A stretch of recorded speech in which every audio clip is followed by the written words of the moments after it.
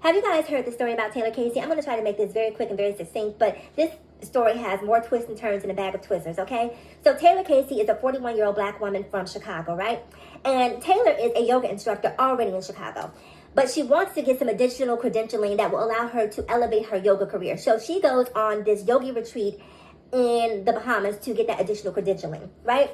So Casey flies over, and this yoga retreat, I believe happens annually, and they offer two types of accommodations, right? Accommodation A allows you to actually stay on the resort in a room with a locked door. Option B allows you to rent a tent from the resort where you stay just outside of the front doors of the resort on the beach. And so you sort of have this very holistic experience by being one with nature. And it's also less expensive. So Casey, being like a lot of us, money is tight, Casey opted to stay on the tent on the beach, right? So she's there attending the retreat, and then somewhere around June 19th, Casey disappears. Poof, gone. No word, no one's seen from her, no one's heard from her. She's completely disappeared. So the mother and sister are all the way in Chicago, and obviously they're concerned, right? And they're not getting the type of feedback they want from the Bahamian officials, so they decide to fly over to the Bahamas. Like, girl, what's going on with my sis? What's going on with my daughter? I need answers, and I need them now. So they fly over there, hoping to jumpstart the investigation. Now, keep in mind, when they show up at the resort, they start asking questions. Hey, have you seen this person? Have you seen my sister? Have you seen my daughter? Blah, blah, blah. They're asking questions and showing pictures. Now, the people at the resort who are attending the same retreat with Casey don't even have an idea. They have absolutely no indication that the person has gone missing. No one at the resort has asked them any questions. And so the mother and sister feel like this resort clearly isn't doing their due diligence. They clearly don't have a vested interest in finding our daughter. So they're pretty upset about that because, there's no sense of urgency here. Where, what's happening? So they go to the Bahamian officials, and they're able to locate Casey's cell phone in the ocean. I don't know how they were able to do that, but okay. They were able to locate the phone. Now, my question is, what was found on the phone? Have they subpoenaed phone records? I need to know what cell phones were pinging on the towers near the resort around the time she went missing. Those are questions that I have as just a sleuth. So they find the phone, but still no Casey. So here we are, another indigenous woman. We all know that black and indigenous women are not treated with the same priority that their white contemporaries are. So not being able to get answers and not really getting anywhere and seeing that the investigation is stalled, the mother and sister return back home to Chicago. Now, this is where the story takes a really, really interesting turn.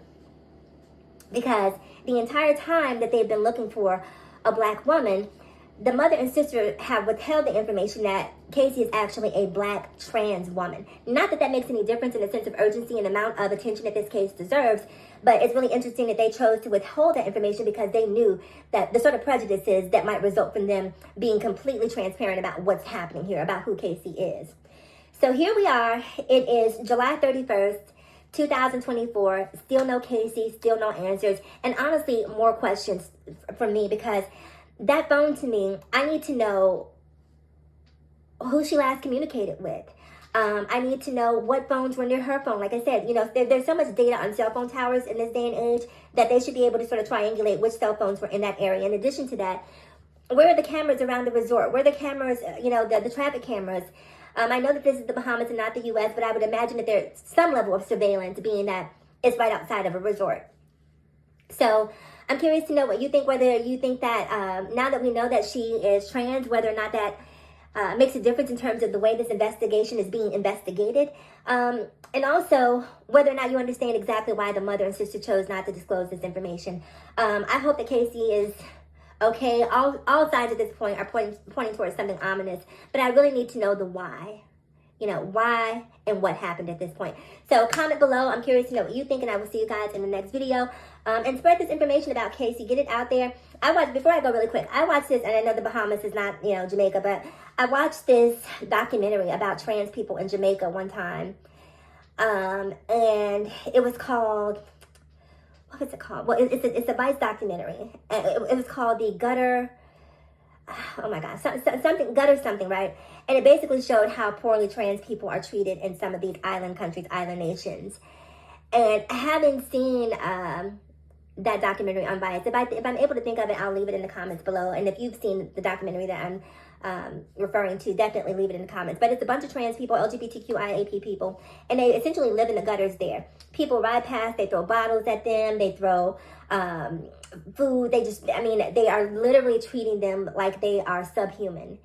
And it's just really sad to watch. And when I think about her being, you know, in the Bahamas, I can't help but think to myself, I don't know, you know, maybe someone, you know, maybe she disclosed to someone that she was trans, maybe someone figured out that she was trans, and maybe this could be a potential hate crime.